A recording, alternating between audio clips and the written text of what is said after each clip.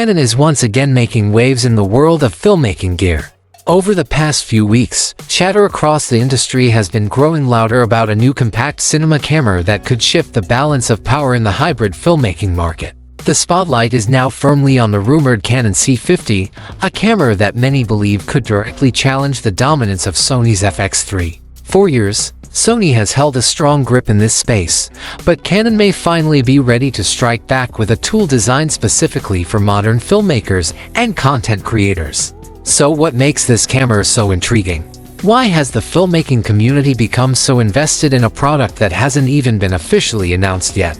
It comes down to a combination of leaked specifications, Canon's reputation for color science, and a carefully considered strategy that could finally give the company the upper hand in the small cinema camera market. The rumors surrounding the Canon C50. According to multiple reliable sources, Canon is preparing to launch a compact cinema camera featuring a brand new 32-megapixel full-frame sensor.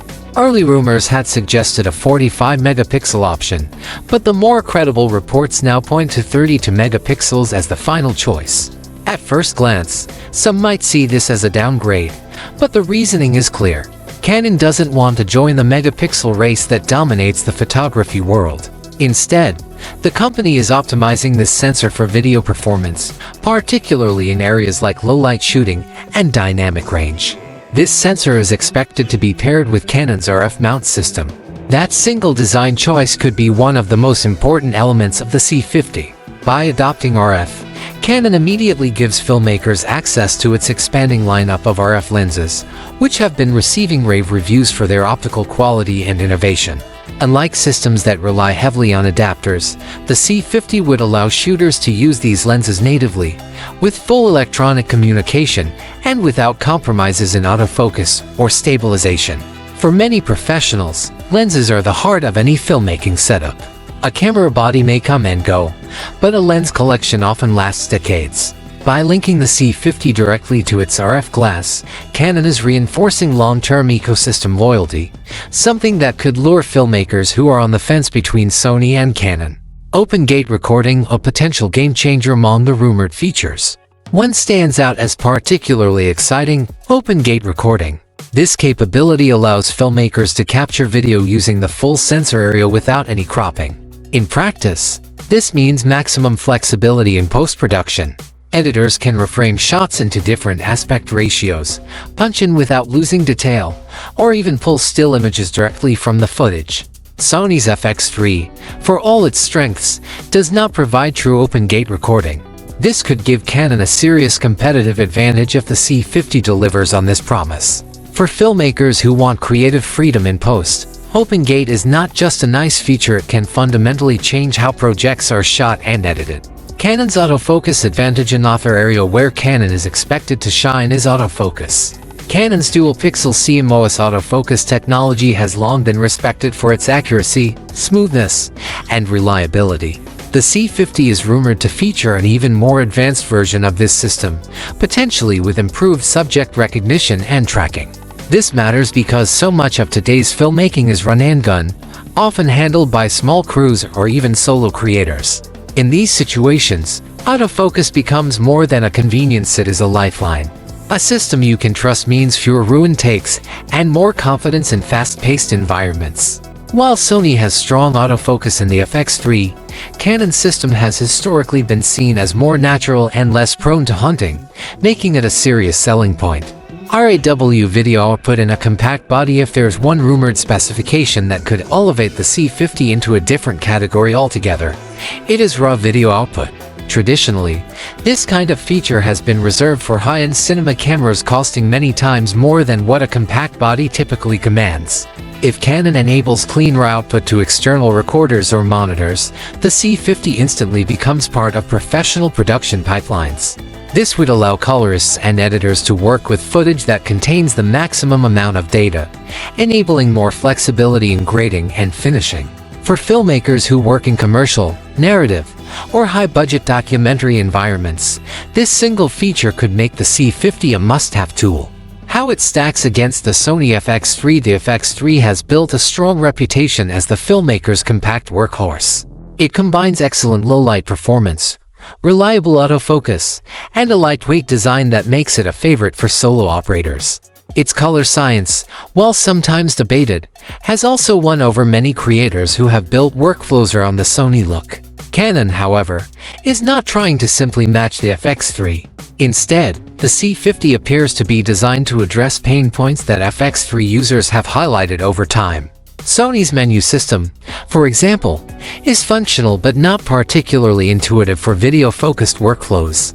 Canon has an opportunity here to deliver an interface built from the ground up for filmmaking. Then there is color science.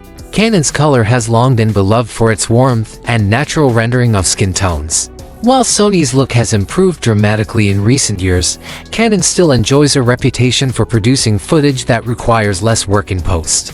For content creators and documentary filmmakers who need fast turnarounds, Canon's color advantage could be a decisive factor. Pricing and positioning: Sony's FX3 sits at around $3,000, a price that makes it accessible to serious enthusiasts and professionals alike. Canon knows that if the C50 is priced significantly higher, it risks losing relevance in this category. Industry speculation suggests Canon will aim for a similar price point, with some hints that they may even undercut Sony slightly to capture market share. Pricing is not just about affordability, it's about perception.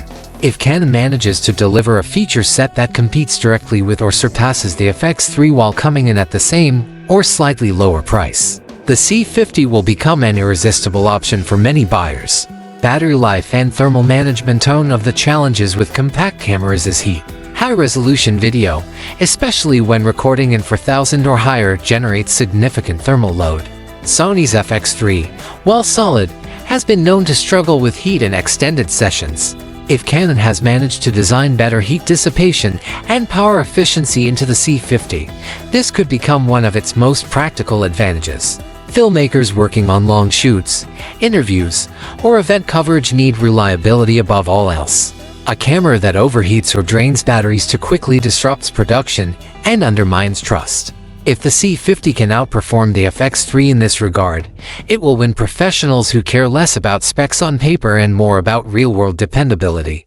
Timing and strategy: the timing of the C50's rumored announcement is no accident. September is traditionally a big month for camera releases as manufacturers position themselves ahead of the holiday season and the following year's production cycles. By introducing the C50 now, Canon ensures it is part of the conversation during one of the most critical buying windows of the year. Strategically, the C50 would fit neatly into Canon's existing lineup.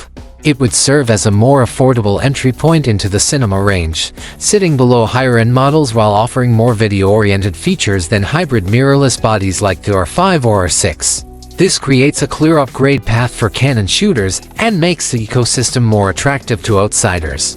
Build quality and professional durability: Another rumored aspect of the C50 is its build quality and weather sealing. Canon has long been known for building robust cameras capable of withstanding tough conditions. If the C50 carries this same philosophy, it could stand out from competitors that sometimes sacrifice durability in the pursuit of lighter weight. For professionals who shoot in unpredictable environments, durability is not optional, it is essential. The lens ecosystem advantage: RF mount is not just a technical choice, it's a long-term play. The RF lens lineup includes some of the most advanced optics currently available, with unique features like variable ND filters built directly into certain cinema lenses. Having access to these lenses natively without adapters means better performance, more reliable autofocus, and compatibility with features that adapters often fail to support. For a filmmaker deciding between Canon and Sony, this ecosystem could be the deciding factor. Lenses are investments, and Canon is betting that once filmmakers commit to RF, they will remain loyal to the system for years to come. Potential drawbacks and concerns: of course, it's important to remain realistic. Canon has historically been more conservative than Sony when it comes to pushing video specifications. Some in the filmmaking community worry that the C50 could launch with artificial limitations that prevent it from reaching its full potential. Whether that means capped frame rates, restrictions on codecs, or limitations in recording time, only the official release will confirm. Sony also has a head start in this space. The FX3 has been on the market long enough to establish a strong base of loyal users and workflow integrations.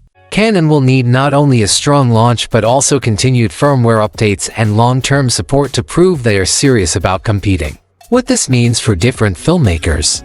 If you are already a Canon shooter with a collection of RF lenses, the C50 could be the camera you have been waiting for.